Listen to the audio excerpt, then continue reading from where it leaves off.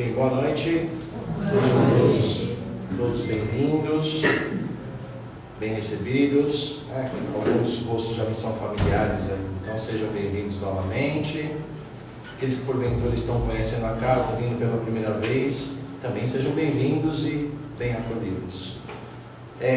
Como sempre, antes da gente começar as reflexões do Evangelho, eu, de maneira bem repetitiva, vou informá-los sobre as atividades que nós fazemos na casa. Às quartas e sextas-feiras, como vocês já sabem, existe o nosso atendimento de tratamento espiritual, que seria a orientação, os passes e as reflexões do Evangelho. Quarta, sexta e aos sábados. Porém, aos sábados, nós temos atividade que nós chamamos de evangelização infantil. São atividades lúdicas que nós fazemos com crianças de 0 até a pré-adolescência, 14 anos. Então, se porventura vocês tiverem filhos, afilhados, sobrinhos, enfim, pessoas nessa idade que queiram participar das atividades, é de sábado a partir das 9 horas. Também, para aqueles que não puderem vir durante a semana, tive que trabalhar até mais tarde, ou coisas do tipo, vocês também podem estar comparecendo no sábado a partir das 9 horas, que além do trabalho de evangelização infantil, nós temos as atividades normais que nós fazemos nas quartas e nas sextas-feiras. Também mais um recado, informar que a casa sempre está aberta, independente dos feriados, No próximo mês, agora de novembro, nós temos alguns feriados durante a semana. Se eu não me engano, um é na sexta e o outro na segunda. E um outro no sábado também, que é o dia de finados, se eu não me engano. Então, a casa também estará aberta. E por último, lembrá-los que nós temos uma biblioteca. Nós temos uma biblioteca na casa, com mais de 800 títulos, das mais diversas temáticas espíritas. Então, temos romances, livros científicos, livros filosóficos, de comentários. Todos podem estar acessando a biblioteca. É só ir lá no fundo do seu Valdemar, fazer o cadastro, e lá você tem pela lista, ou o livro de maneira física, você pode estar folheando, escolhendo o livro. O empréstimo é durante o período de 30 dias e são renováveis por mais 30 dias. Então, tem aí 60 dias para quem tiver curiosidade em conhecer a biblioteca e fazer alguma leitura. Estão todos convidados, tá certo? Vamos então, nesse momento, elevar o nosso pensamento ao nosso Pai Maior, a Jesus, o nosso Mestre, nos conectando às energias desta casa, aos amigos espirituais que estão aqui conosco, deixando de lado as intempéries do nosso dia a dia, acerenando os nossos pensamentos, acalmando o nosso coração. E juntos nesse momento, que possamos abrir os nossos olhos espirituais, os nossos ouvidos, para ouvirmos as reflexões do nosso Mestre Jesus. E assim, agradecidos pela oportunidade de estarmos aqui reunidos, pedimos licença para dar início a essas reflexões, agradecendo a Deus com a prece que Jesus nos deixou, dizendo: Pai nosso que estais no céu, santificado seja o vosso nome. Venha a nós o vosso reino, seja feita a vossa vontade, assim na terra como nos céus. O pão nosso de cada dia dai-nos hoje, perdoa as nossas dívidas, na medida que aprendemos a perdoar os nossos devedores. Não nos deixes cair em tentações da vida e ajude-nos a nos livrar de todo mal. Que assim seja, graças a Deus e a Jesus. É isso aí. Bem, hoje nós vamos fazer uma reflexão que não está no Evangelho segundo o Espiritismo, mas está no Evangelho do Cristo. Nós vamos falar sobre uma parábola. E o nome dessa parábola chama-se Parábola dos Servos Bons e Maus. Essa parábola está em Mateus, no capítulo 24, versículos 45 a 51, e também está em Lucas, no capítulo 12, versículos 42 e 48.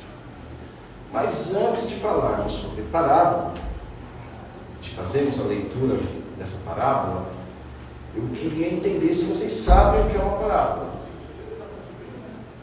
É muito comum a gente escutar a parábola do samaritano, a parábola, enfim, dos últimos lugares. O que é uma parábola? A parábola é uma história? História. Mas é uma história alegórica.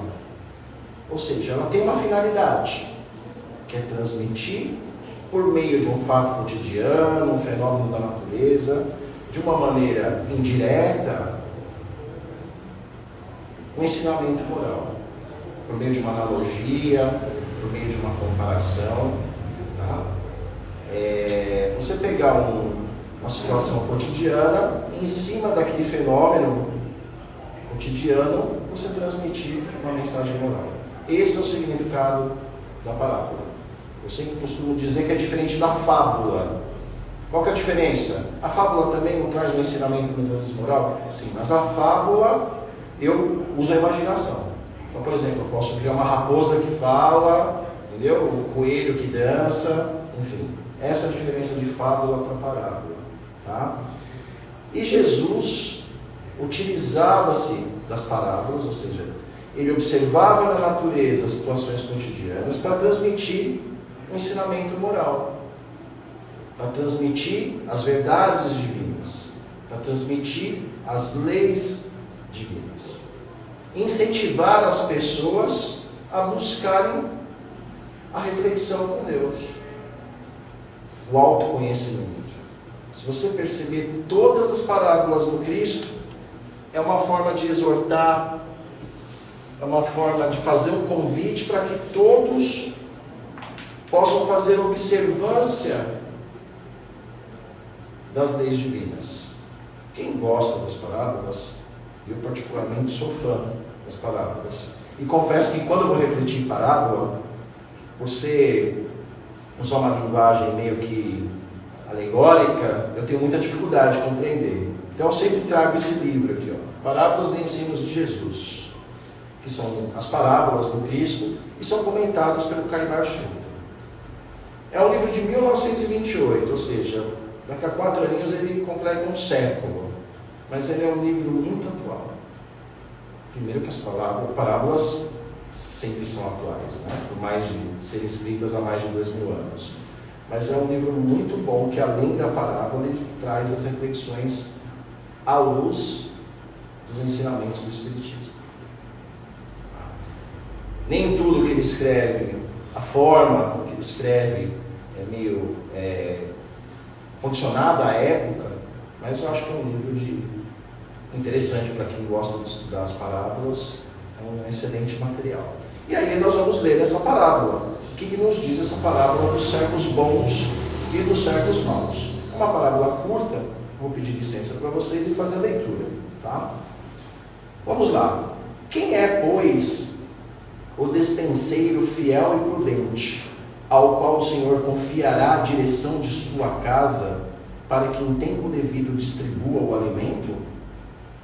Bem-aventurado aquele servo a quem o seu Senhor, quando vier, achar assim fazendo. Em verdade vos digo que lhe confiará todos os seus bens. Mas se aquele servo disser no seu coração: meu Senhor tarda em vir, e começa a espancar os criados e as criadas, a comer e beber e embriagar-se, virá o Senhor daquele servo no dia em que não o espera, e numa hora que ele não sabe, e separá-lo-á e porá sua parte com os infiéis. E aquele servo que soube a vontade do Senhor e não se preparou nem fez conforme a sua vontade, será castigado com muitos açoites. Aquele, porém, que não a soube e fez coisas que mereciam castigos, será punido, porém com poucos açoites. A todo aquele a quem muito é dado, muito lhe será requerido, e a quem muito é confiado, mais ainda lhe será exigido. Então o que acontece? Essa parábola aqui, resumidamente, está mostrando que o comportamento dos servos, ou seja, no sentido que Jesus quis dizer, aqueles que seguem as leis divinas, ou que proclamam as leis divinas. Para a gente entender a parábola, a gente tem que fazer a distinção do que seria o servo bom e o servo mau. Mas antes disso, vamos entender o que é servo. Na época de Jesus, a palavra servo significa aquele que serve. Na época de Jesus, o servo era uma propriedade. E os mestres eram aqueles que tinham o poder legal, tá? Legal, era lei, sobre os servos. Então, os servos eram meio que escravizados. E qual que era o papel do servo? Fazer qualquer coisa que o seu mestre pedia. Então, aí, o que ele fazia? Ele ia plantar, ele ia cuidar das ovelhas, ele ia cozinhar. Então, toda a atividade que o seu mestre pedia era a função do servo cumprir. E o que acontecia quando o servo não cumpria? Ele era castigado, ele tomava a sua etapa. Então, o que a gente vê na história recente em relação à escravidão, né? Aqui no Brasil nós tivemos os negros que foram escravizados na África e traficados para cá. O tratamento era igual. Inclusive o negro aqui no Brasil também era uma mercadoria. Em que sentido? Ele era registrado.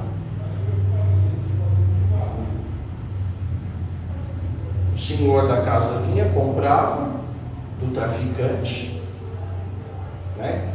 Trazia o negro escravizado da África. Por que ele era escravizado? Por quem tinha o poder. As tribos que sequestravam um ou outro, pelo branco europeu, e aí ele vinha para cá, e aqui ele se tornava uma mercadoria. Ele era registrado em cartório, ele recebia o sobrenome do traficante, ou seja, daquele que trouxe aquele negro escravizado da África. Por isso que as maiores famílias do Brasil é Silva, Souza, é tudo sobrenome de europeus que traficavam os escravos no Brasil, os negros escravizados, vamos dizer assim. E nessa época de Jesus não era diferente. Se hoje nós reclamamos da vida, pensemos que há 5.000 anos a humanidade sempre viveu nessa lógica. Aquele que tinha poder, conhecimento, arma, sempre dominou aquele que não tinha e sempre escravizou, independente de sexo, de religião e de cor. Então, esse era o servo da época de Cristo. Então, a parábola diz o seguinte, que aquele servo que não serve à vontade do mestre, mas não vamos entender no sentido do escravo que obedece aquele que tem a posse ou a posse, mas vamos entender aquela pessoa que assume o compromisso de representar uma religião ou se auto-intitular na condição de um ser que serve a Deus, quando ele não faz isso de maneira correta, ele é um servo mau. Traduzindo para uma linguagem moderna, o servo bom não são aqueles que vivem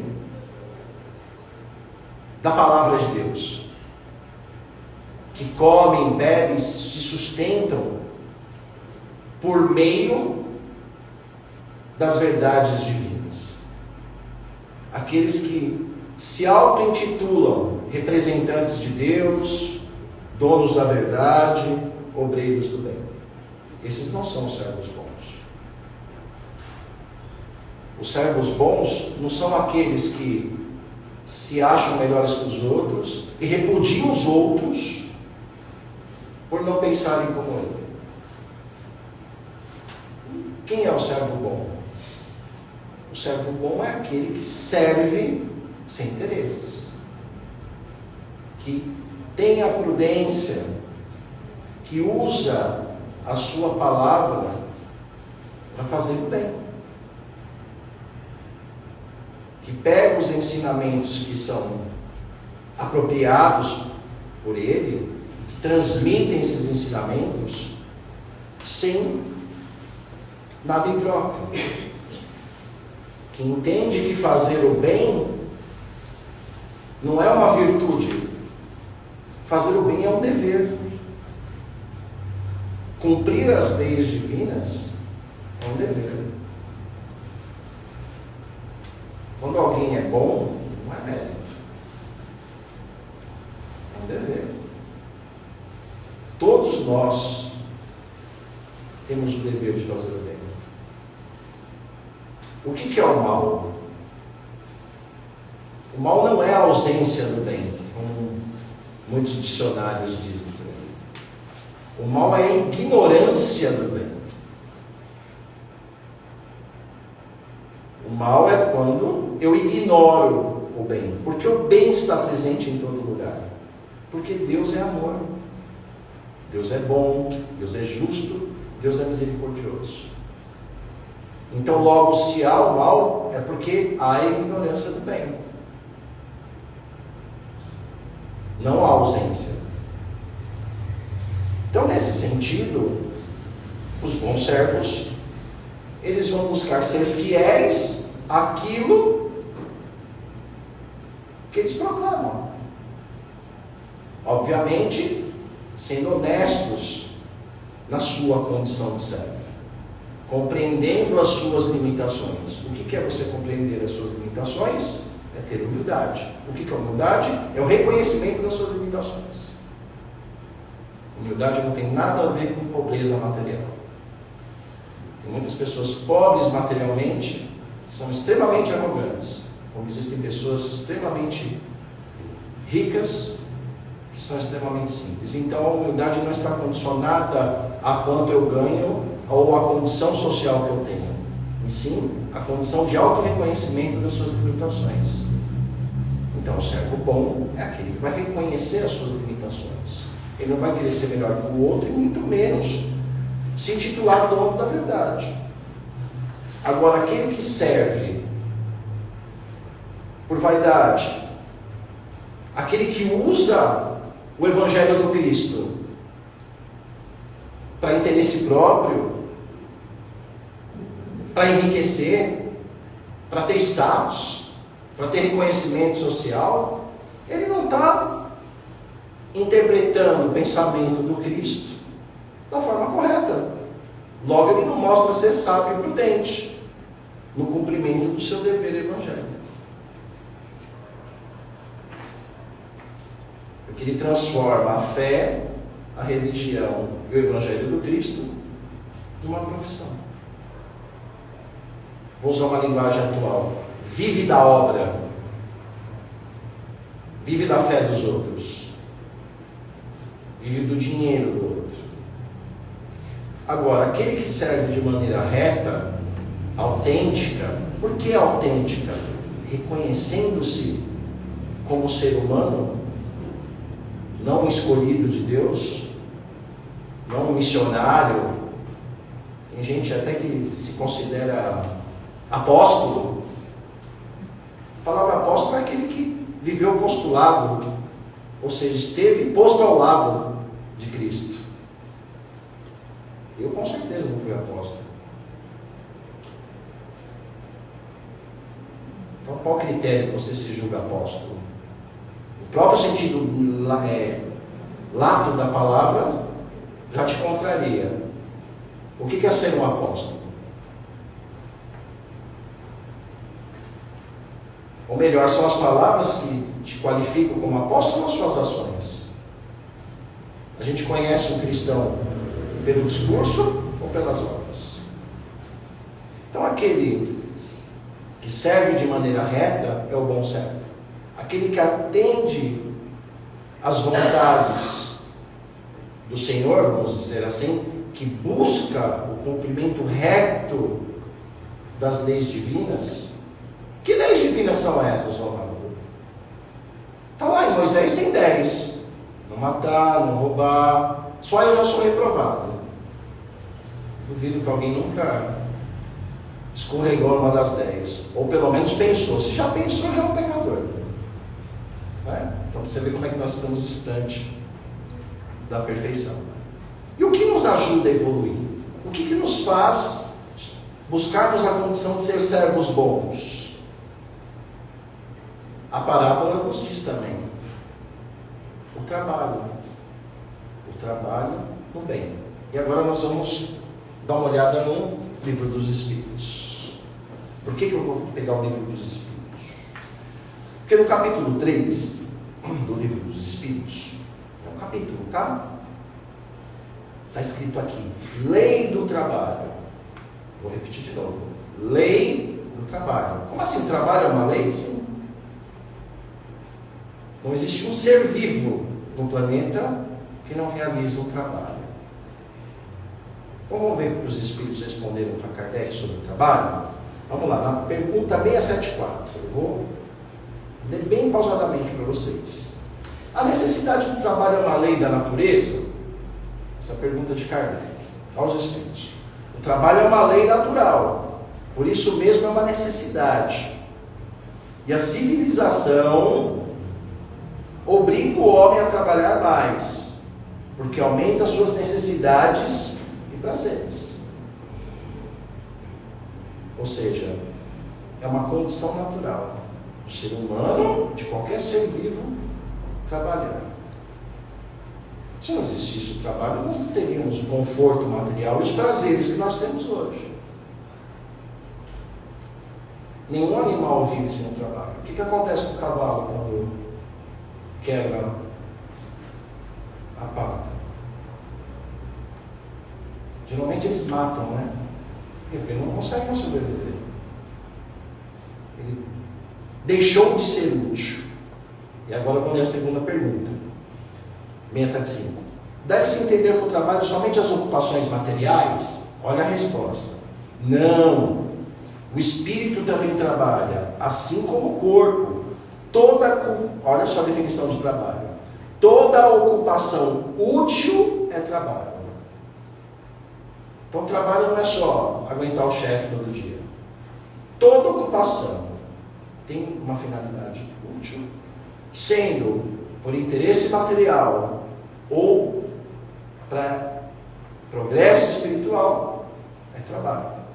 E a última pergunta que eu vou refletir com vocês, que é um pouquinho mais longa, é a 676. Por que o trabalho é imposto ao homem? É uma consequência de sua natureza corporal. Vou dar um tempinho aqui. Tudo que nós realizamos na Terra é para a nossa sobrevivência e para o nosso conforto material. Não há nada, nenhum tipo de atividade humana que não seja voltado para esse propósito.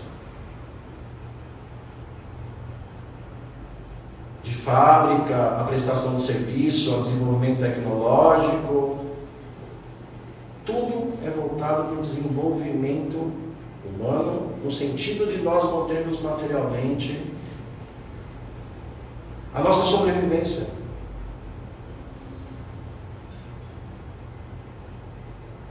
O trabalho é uma necessidade, é uma lei e uma necessidade. Nós não vivemos sem trabalho, sem produzir. Tem muitas pessoas aí que acham que os modos de produção são coisas do diabo, vamos dizer assim. Eu vou responder porque eu sou um especialista na área, com todo respeito. Se não existissem os meios de produção que nós temos hoje, nós seríamos escravos ainda, servos, e provavelmente nós não teríamos a população que temos hoje. É só acompanhar o crescimento demográfico dos últimos 100 anos. Se não existissem as fábricas, se não existisse o desenvolvimento da ciência, da tecnologia, da informação, da comunicação, nós não seríamos a sociedade que toma banho de chuveiro quente. Entende? Então, isso é um progresso material, fruto do trabalho que é uma lei natural. Então, vamos continuar. É uma expiação e, ao mesmo tempo, um meio de aperfeiçoar a sua inteligência. Por que é uma expiação? Porque nós temos a nossa necessidade material. Se eu não produzir, se eu não plantar, não colher, não me alimentar, não me entreter, eu morro, eu perco meu corpo. E ao mesmo tempo é uma maneira de eu desenvolver a inteligência. A gente só se desenvolve a inteligência praticando. Não é a inteligência que transforma em prática. Uma simbiose. A prática também se torna inteligência. Vou dar um exemplo bobo, tá? Nossa, como você sabe de tanta coisa? Você tem que ter uma prática antes. O que? Ler, estudar. Ah, mas eu não gosto de ler. Então esquece. Então, vai pela intuição. Porque ler é um trabalho. Ler é um trabalho, é uma atividade útil. Entendeu? Então vamos lá. Sem o trabalho, o homem permaneceria na infância da inteligência. E hoje a ciência mostra, né? Que as pessoas que buscam desenvolver a mente por meio não só da leitura, mas de outras atividades, a mente é como se fosse um músculo, uma academia. Quanto mais você utiliza a mente, mais ela... Há as ligações neurais, eu não sei explicar isso, tá? É na área da medicina, mas eu vou usar um pouquinho da minha ignorância para explicar para vocês. Né? As ligações neurais aumentam e o seu cérebro cria mais habilidades. Isso é provado cientificamente, pelo menos os neurologistas falam. Eu não sei usar a linguagem, eu não sou neurologista, mas se tiver alguém aqui que entenda, ele sabe muito bem o que eu estou querendo dizer. É a mesma coisa que o músculo. Se eu for para a academia todo dia, meu músculo vai desenvolver. O cérebro é a mesma coisa. Então, se a gente não tivesse o trabalho, a gente permaneceria na ignorância intelectual. Por isso deve seu sustento, segurança e bem-estar apenas ao seu trabalho e à sua atividade. E olha que interessante, olha o que ele completa aqui. Aquele que tem um corpo muito fraco, Deus deu a inteligência como compreensão. Mas mesmo a inteligência, ela é um trabalho. Todo trabalho, sendo físico ou intelectual, ele é algo útil. Se é útil, é trabalho. Então, uma característica dos servos bons é aquele que busca servir a Deus. De que forma? Trabalhando, sendo útil. Não é arrumando emprego, Deus, tem uma vaga de faxineiro aí. Não, é você sendo útil. Como é que a gente pode ser útil? Ajudando aquele que está próximo de nós, sendo útil para nós, buscando novos conhecimentos, enfrentando os nossos devaneios, nossos hábitos ruins, compreendendo quem nós somos para entender aonde nós estamos ignorando no bem, auxiliar aquele que precisa. A gente não faz isso o tempo todo, mas a gente tem que ter o esforço, o trabalho de buscar essa condição. Esse é o servo bom, porque é daí do trabalho, da busca de uma utilidade no propósito do bem, é que vai surgir o meu progresso espiritual. E Jesus não traz só isso nessa parábola do servo bom. Você pega lá trabalhadores da última hora. Quem que é o trabalhador da última hora? Não é apenas aquele trabalhador que chega por último, mas aquele que trabalha até a última hora, que está em movimento. Ah, mas ele foi contratado só na última hora, mas ele estava lá desde cedo. Ele não estava desistindo. Ele não ficou dormindo até meio-dia. Ele acordou cedo, não tinha emprego para ele. E aí, passou o dia, chegou na última hora, o cara, não, pode vir aqui, eu vou pagar a mesma coisa para você. Aí sempre tem um invejoso, né, o espírito de porco. Ah, mas como assim, só trabalhou uma hora? Aqui, o dinheiro é meu, você quer mandar em mim? Por quê? Eu faço o que eu quiser. Agora pensa, o cara não acordou cedo, ficou o dia todo, ele estava em movimento. Ele estava buscando o seu sustento. Ele não estava inerte. Ele estava lá, vamos dizer assim, uma outra linguagem, disposto com todas as suas potencialidades, com todo aquele bem que Deus lhe deu, sua força, sua inteligência, sua vontade, seu entusiasmo, a sua esperança, esperando o momento certo para entrar em ação. Essa é a questão do trabalho, dos trabalhadores do bem, dos servos bons e ruins. É você se colocar em movimento. Para os outros, não para si. Os outros são o meio. Eu não tenho que cuidar da preguiça do outro, eu tenho que cuidar da minha. O enfrentamento é só meu. Porque eu vou evoluir espiritualmente só por meio das minhas escolhas. Não é o outro que vai evoluir para mim. Ele pode ser meu personal trainer, como eu gosto de brincar. Ele vai treinar minha paciência, minha raiva, minha indignação. Mas no final sou eu, é só eu e Deus. E é o trabalho que vai fazer a gente progredir espiritualmente, que vai definir se nós somos servos bons ou ruins. Não é o que eu falo aqui, é o que eu faço na rua. Estou falando de mim, gente, mas para exemplificar, tá? É no geral, nós todos somos assim. Tá? É a gente estar em movimento constante das nossas próprias potencialidades. Porque Deus nos concede tudo. Nos concede condição física, às vezes um com um pouco menos, outro com um pouco mais, um com habilidade X, outro Y, outro Z. Nos concede capacidade intelectual, nos concede elementos materiais no entorno do nosso espaço para a gente poder progredir. E o que a gente faz? Tem outra parábola do Cristo. Deus nos dá os talentos, muitas vezes a gente enterra. Quando o cara trabalha, ele pega 2 talentos, vira 4. O outro ganha 4, vira 8. O outro ganha 5, vira 10. Aí o outro vai lá e ganha 1, ele pega 1, em vez de multiplicar, enterra. O que é se enterrar os talentos? É não aproveitar as possibilidades que Deus nos está dando. Nós temos que aprender a observar tudo que nos é concedido por Deus, para que nos seja aproveitado.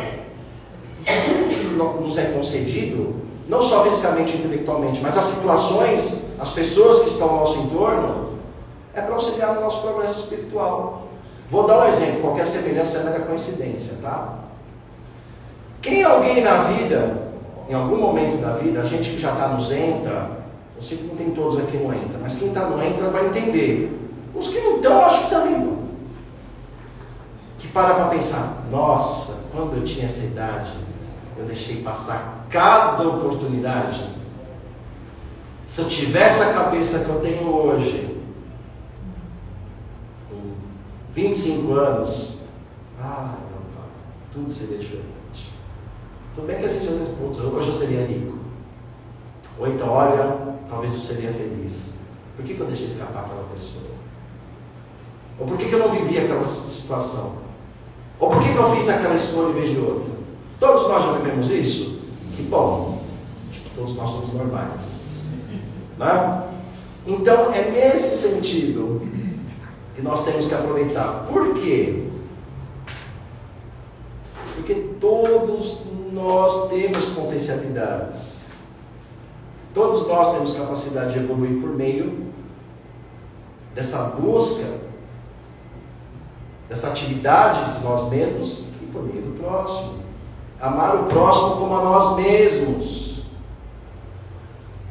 É necessário que eu auxilie o próximo, porque quando eu auxilio o próximo, ele na verdade é o inverso, é eu que estou sendo auxiliado.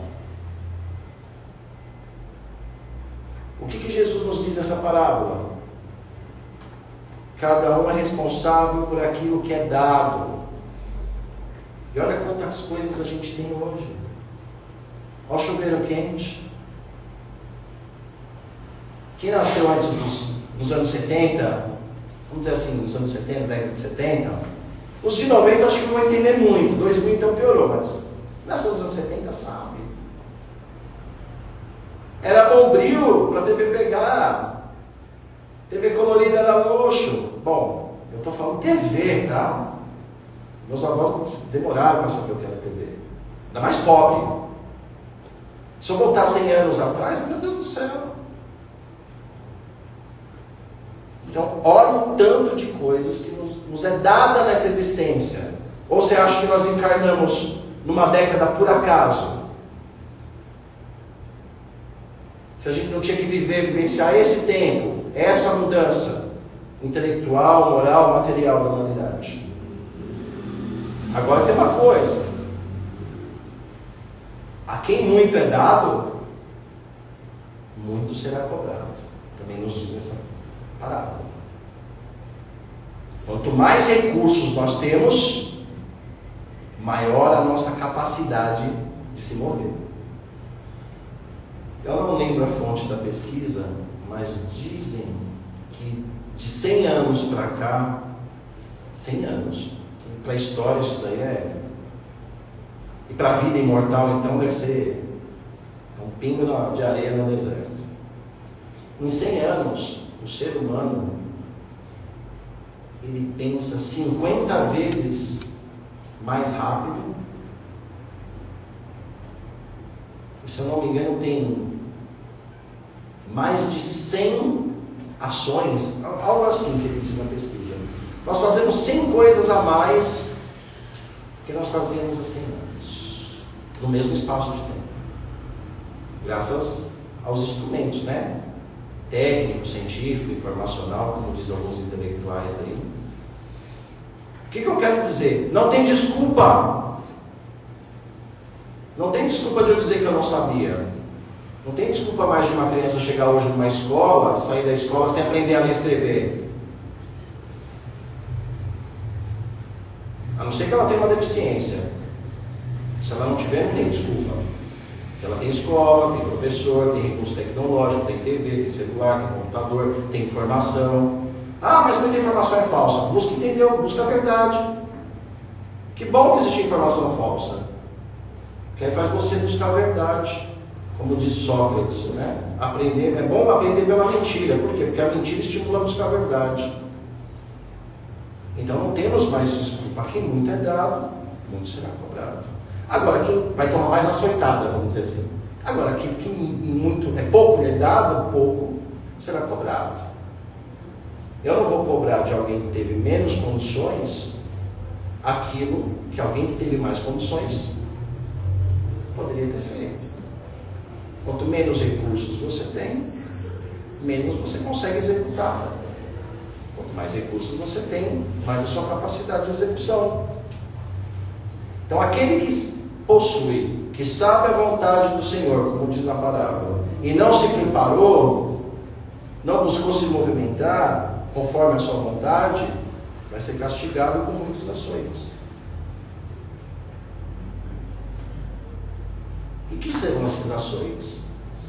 Nós vamos ser amarrados num tronco e tomar chibatada? Ou vamos tomar pedrada, como era na época do Cristo? Não. Os açoites virão da nossa própria consciência. Como eu podia ter aproveitado aquele tempo, aquela situação, não aproveitei. A gente já tem esses açoites. Não precisa desencarnar para isso, não. Quais são os açoites? Remorso, sentimento de culpa, autocobrança, autopunição, desequilíbrio emocional. Esses são os nossos açoites. O trabalho é uma terapia. Quanto mais a gente se coloca em movimento para o nosso bem e para o bem do próximo, menos tempo para pensar coisas ruins nós temos. É uma bênção. É como diz um psiquiatra aí: pega uma vassoura, começa a varrer, é tão gostoso que a gente se distrai e esquece. Está sempre em movimento. Então aquele que não sabe aproveitar as oportunidades, que não fazem as coisas, não colocam a vida em movimento, vai ser punido. Quem teve mais, maior vai ser o sentimento de culpa, de remorso, de autopunição, de autocobrança. Quem teve menos, menor vai ser. E para a gente finalizar, vou contar uma história rapidinho, que eu estou vendo que está em cima da hora, eu acho que eu me inspirei aqui. Uma dificuldade enorme de organizar meu tempo. Mas essa história eu não vou deixar de contar para vocês. É do Chico, pelo Espírito Humberto de Campos. Livro Reportagens do Além Túmulo, capítulo 2. O nome da história é Irmão Severiano. E olha que interessante, fica a reflexão. Muito forte essa história. Severiano Fagundes era o nome dele. E ele era o máximo na doutrina espírita. Era um bom doutrinador, falava bem, sabe? Era muito admirado, né, no movimento espírita, sabe? Da cidade dele, todo mundo conhecia ele. Sua presença assim trazia aquela energia, sabe? Uma pessoa assim iluminada. Mas o que acontece? Ele tinha por trás daquele lado alegre, daquele lado voluntário, dentro da casa espírita, aquela habilidade de explicar as coisas divinas, né? A doutrina espírita, ele tinha um problema. Na vida dele ele não fazia nada disso. Quando tinha um problema com o filho, com a família, opa, isso é futilidade da existência. Quando ele tinha problemas com ele, eu não vou esquentar com isso não, isso passa. Culpava os espíritos, não, o espírita tem mania de culpar espírito. Esse é espírito obsessor. Tá? Deixa, isso vai passar, eu tenho fé. E ele era metódico, não faltava um dia na casa espírita, era um missionário, vamos dizer assim. Então o que aconteceu? Eu estou resumindo, tá? Porque a história é longa. Os anos se passaram e, como para todos, veio o desencarne. Perdeu o corpo físico. Como ele tinha muito conhecimento da doutrina espírita, né, que nesse aspecto a doutrina espírita é maravilhosa, porque ela fala, a continuidade da vida, isso é um avanço, né? Para mim é tão consolador saber que a vida vai continuar, porque se parasse só aqui, eu virasse pó, eu ia ficar com uma raiva, eu ia ter problemas. Não, tem que continuar, não importa para onde eu vou, mas tem que continuar, porque, pô, não dá, né? E aí o que acontece? Ele desencarnou. E ele achou que por ser espírita, por frequentar a casa espírita, por ser bem para os outros, tal, ele ia chegar num lugar bonitinho, cheio de luz. E não foi nada disso que aconteceu. Ele foi num lugar estranho, escuro, sabia que tinha desencarnado, ia passando o dia, noite, e ninguém dava atenção para ele. Ele começou a sentir um mal-estar, uma sensação que ele não sabia explicar. A gente encarnado também passa por isso, né? Às vezes eu estou tão triste porque, eu não sei, mas eu estou triste. Entendeu? Não vem uma sensação, às vezes, de mal-estar, ele começa a sentir isso. E aí ele começou a entrar em crise e chorar, suplicar a Deus, olha Deus, o que está acontecendo? Começou a lembrar de quando ele era espírita, né, na Terra, e que atendia quantos irmãos necessitados de ajuda, e ele se via naquele momento, né? E aí apareceu um espírito amigo. E aí eu vou ler para vocês. Ele perguntou, irmão querido, por que sofro tanto em caminho sem luz? E aí o espírito responde, é que acendeste muita claridade nos outros, mas esqueceste de ti mesmo. Esclareceu a nobre entidade com amoroso sorriso. E aí ele começou a explicar o Severiano, né? Lamentou da situação dele. Mas ele falou, não, mas eu falei tanto de Jesus na terra, né? Eu busquei sempre fazer o bem. E aí o Espírito fala para ele, irmão Severiano, serviste de fato ao Evangelho? Ele falou, sim. Disciplinei muitos espíritos perturbadores, né? Fazendo que com eles tivessem consciência dos deveres que tinham a cumprir. E aí a entidade falou assim, bom, então eu vou abrir um evangelho que eu tenho aqui e vou mostrar uma coisa para você. Ó, eu tenho aqui o evangelho do jeito que você estudou no mundo. Vamos ver uma lição de Jesus aqui. Ele abriu, tinha uma passagem de Mateus que dizia o seguinte, pois atam fardos pesados e difíceis de suportar e os põe aos ombros dos homens, Eles, porém, nem o dedo querem movê-lo. Vocês têm um monte de coisa grande, pesada para resolver, mas com você sequer move. E aí ele começou a balançar, ele ficou pálido, Severiano, né? E ele começa a assumir, olha, sei que não cuidei de mim como deveria, entretanto tive muita fé. E aí o Espírito falou assim para ele, então vamos ver o que diz aqui uma segunda parte do Evangelho. Diz aqui, assim também a fé, se não tiveres as obras, é morta em si mesmo. E aí o Severiano entrou em crise, baixou os olhos, ele ensinou muito Evangelho aos outros e praticou pouco para si. Não teve o trabalho de lutar, que é o maior trabalho, o nosso maior obsessor somos nós, de lutar, olhar para si e aplicar o Evangelho no dia a dia. Na casa espírita é muito fácil. E no seu dia a dia? Não é? Você ia para o centro espírita todo dia e largava seu filho com problema, sua esposa com crise. E aí o Espírito olha para ele carinhosamente, né? Fala, não se preocupe, Severiano, levanta os olhos, anima-te, Deus não desampara ninguém. E aí o que aconteceu com o Severiano? Eu vou só ler essa parte aqui, É preciso escutar o dever, a luta, o sofrimento. São mensageiros de Jesus os que ensinam o Evangelho na Terra. Precisamos ser canal de verdade para os outros. Mas não é só isso. Porque é indispensável sejamos canais e reservatórios ao mesmo tempo. Né? Ou seja, ser para os outros e para nós. A fim de que, como discípulos de um mestre tão rico de sabedoria e amor, não venhamos a sucumbir pela nossa própria miséria. E aí a generosa entidade continuou a falar com ele e Severiano começou a se organizar para recomeçar a lição na vida na Terra. Ou seja, há muito nos é dado, muito será cobrado. Se a gente não potencializar essas possibilidades que temos em nós para nós, no intuito de fazer o bem para nós e para o próximo, nós vamos voltar. Muitas e muitas vezes até aprendemos a amar de verdade. Que Jesus abençoe a todos.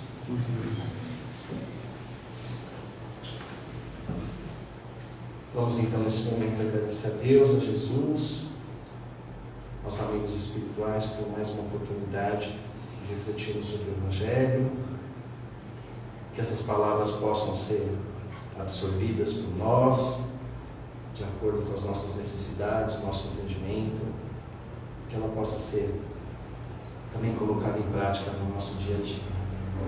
E assim, gratos por esta oportunidade, gratos por estarmos nesta casa, rogamos ao nosso Pai que nos envie por meio desses espíritos amigos energias de paz, de equilíbrio, que essas energias toquem o nosso corpo, aqueçam o nosso coração, equilibre nossas mentes, nossos pensamentos, e que possamos, por meio dessas energias edificantes, distribuir para todos em nossos lares. Que essa energia perpasse por todos os cômodos de nossos lares, tirando todas as energias negativas que ali deixamos. Que nossa casa possa ser um ponto de luz. E que essa luz também atinja a todos que lá estão. E em pensamento também possamos levar essa luz a todos os nossos amigos, familiares, a todas aquelas pessoas que nesse momento, em pensamento, sentimos a necessidade. E que essa luz também se espalhe pelos nossos locais de trabalho, limpando toda essa psicosfera desse lugar que nos garante o pão do nosso dia a dia, e que também possa atingir todos aqueles que lá estão, ou que estiveram, mesmo aqueles que nós não aprendemos a gostar ainda. Que essa luz se espalhe e se multiplique, nos hospitais, nos presídios, nos moradores de rua, enfim, a todos aqueles que tenham necessidade e merecimento. E agora retornamos nossos pensamentos a esta casa, respiramos fundo, sentimos os nossos pés, as nossas mãos, nosso corpo relaxado, equilibrado, e mais uma vez agradecendo a Deus por mais um dia, mais uma oportunidade de existência no nosso planeta. Que saibamos aproveitar as possibilidades que nos é dada, as oportunidades, que saibamos reconhecer e agradecer tudo que nosso Pai maior nos concede, que possamos potencializar tudo isso para o nosso progresso espiritual, para o auxílio ao próximo. Que o nosso Pai maior sempre tenha misericórdia de nós, tão carentes ainda de sua misericórdia. E assim, agradecidos, pedimos licença para encerrar as atividades da noite de hoje, de reflexão do Evangelho, dizendo: Pai nosso que estais no céu, santificado seja o vosso nome. Venha a nós o vosso reino, seja feita a vossa vontade, assim na terra como nos céus. O pão nosso de cada dia dai-nos hoje. Perdoai as nossas dívidas, na medida que aprendemos a perdoar os nossos devedores. Não nos deixeis cair em tentações da vida, livra-nos de todo mal. Que assim seja, graças a Deus e a Jesus. Amém, amigos.